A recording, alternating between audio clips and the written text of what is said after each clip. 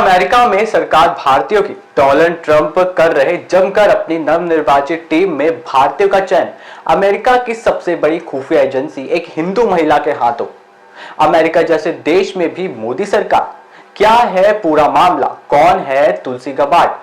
Donald Trump की सरकार में किसका पदभार संभालेगी? सब जानेंगे इस वीडियो में। नमस्कार, मैं प्रथम दूसिया, आप क्लिक कर चुके सामाजिक संवाद की एक और नई वीडियो पर।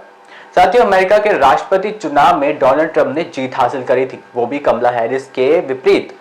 15 जनवरी अमेरिका के 47वें राष्ट्रपति के रूप में शपथ लेंगे डोनाल्ड ट्रंप। लेकिन डोनाल्ड ट्रंप अपनी नवनिर्वाचित सरकार में भारतीयों को जमकर जगह दे रहे हैं। जी हां, और ये भारत के लिए अच्छी बात साबित हो रही है। अमेरिका की खुफिया एजेंसी संभालने के लिए डोनाल्ड ट्रंप ने तुलसी गबार्ड का नाम चयनित किया है। कौन है तुलसी गबार्ड? चलिए जानते हैं। भगवत गीता के सिद्धांतों को अपनाकर और आर्मी में अपनी सेवा देकर तुलसी गबार्ड ने हिंदू धर्म को अपने जीवन में शामिल किया है। आपको बता दें कि तुलसी गबार्ड इंडियन नहीं है, बल्कि उनकी माँ जो थी वो हिंदू धर्म अपना लिया था उन्होंने, और साथ ही उससे प्रेरित होकर अपने 5 बच्चों का जो नाम था उन्होंने हिंदू धर्म के आधार पर रखा था। तुलसी गबार्ड के भाई का नाम जय और बहन का नाम वृंदावन था। उनके पिता हरे कृष्ण हरे रामा के महामंत्र के गायक प्रचारक भी थे।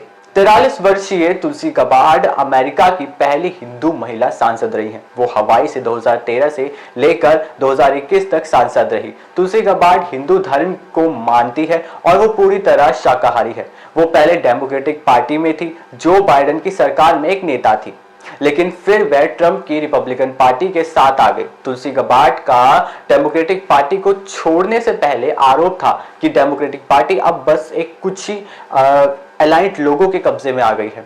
ये पार्टी अश्वेत लोगों को नीचा दिखाती है और युद्ध की बातें हर वक्त करती रहती है। तुलसी एक दशक पहले लेफ्टिनेंट कर्नल के रूप में इराक युद्ध भी लड़ चुकी है। तुलसी ने पार्टी छोड़ने के बाद अमेरिकी न्यूज चैनल फॉक्स न्यूज में एक एंकर होस्ट के रूप में भी काम कर चुकी हैं। तुलसी गबार्ड का जीवन हवाई में बीता था, जहां पर उन्होंने मार्शल आर्ट्स और योगा सीखा था। बचपन में वह साइंस ऑफ आइडेंटिटी फाउंडेशन से जुड़ी थी। ये एक वैष्णव हिंदू संगठन है और ये इस्कॉन से भी जुड़ा हुआ है। उनका बचपन भगवत गीता के सिद्धांतों से प्रेरित है। आपको बता दें कि तुलसी गबार्ड प्रधानमंत्री मोदी की बहुत बड़ी फैन है। जी हाँ, क्योंकि जिस भगवत गीता को साक्षी मानकर उन्होंने संसद बनने का शपथ लिया था, उन्हीं भगवत गीता को पीएम मोदी को गिफ्ट कर दिया। तुलसी गबार्ड को मिलने जा रही जिम्मेदारी कोई छोटी मोटी जिम्मेदारी नहीं है, बल्कि अमेरिका के डायरेक्टर ऑफ इंटेलिजेंस का पोस्ट उन्हें मिल रहा है। मतलब राष्ट्रपति के बाद ये दूसरा सबसे बड़ी जिम्मेदारी होती है। ये पोस्ट की स्थापना 9/11 के दर्दनाक घटना के बाद ली गई थी। तुलसी गबार्ड के हाथों में अमेरिका की सुरक्षा की जिम्मेदारी है। तुलसी गबार्ड का डायरेक्टर ऑफ नेशनल इन्वेस्टिगेशन यानी DNI बन गई है। अगर दूसरे शब्दों में बात करें तो राष्ट्रपति कई बार इनके कहने पर ही महत्वपूर्ण निर्णय अपने देश के लिए लेते हैं, चाहे वो नेशनल काउंटर टेररिज्म सेंटर हो या फिर साइबर थ्रेट इंटेलिजेंस सेंटर, चाहे वो नेशनल सिक्योरिटी सेंटर हो या फिर फॉरेन इन्फ्लुएंस सेंटर, ये सभी तुलसी गबार्ड के अधीन यानी अंदर काम करेंगे। आपको बता दें कि अमेरिका में सिर्फ 2 संस्थाएं हैं जो किसी पॉलिसी डिपार्टमेंट को रिपोर्ट नहीं करती, बल्कि सीधा राष्ट्रपति यानी president of the United states को रिपोर्ट करती है, और ये है DNI यानी director of national intelligence and CIA यानी सेंट्रल इन्वेस्टिगेशन एजेंसी। DNI की स्थापना 9/11 की घटना को देखकर करी गई थी, जैसे कि मैंने आपको ऊपर बताया है। 2005 में DNI को CAI से जोड़ दिया गया था और खुफिया एजेंसी साथ में अमेरिका की सुरक्षा को चाक चौबंद रखती है।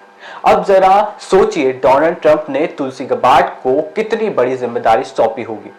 तुलसी गबार्ड हिंदू है और हिंदुओं पर हो रहे अत्याचारों पर खुलकर बोलती है। As a member of Congress, I introduced a resolution that called for the protection of Hindus and religious minorities in Bangladesh, people who continue to be targeted and persecuted to this day. Now, the height of this persecution actually began 50 years ago when the Pakistani army systematically murdered, raped, and drove from their homes millions of Bengali Hindus because of their religion and ethnicity. अब भारत में इसके अच्छी नजर से देखा जा रहा है। जी हाँ, भारत और अमेरिका के रिश्ते भी मधुर हो रहे, लोग ये मान रहे हैं। तो खबर यहीं तक। आपको ये जानकारी कैसी लगी हमें कमेंट बॉक्स में जरूर बताएं। तब तक के लिए मैं प्रथम दूसिया वीडियो जर्नलिस्ट चांद के साथ अलविदा लेता हूं।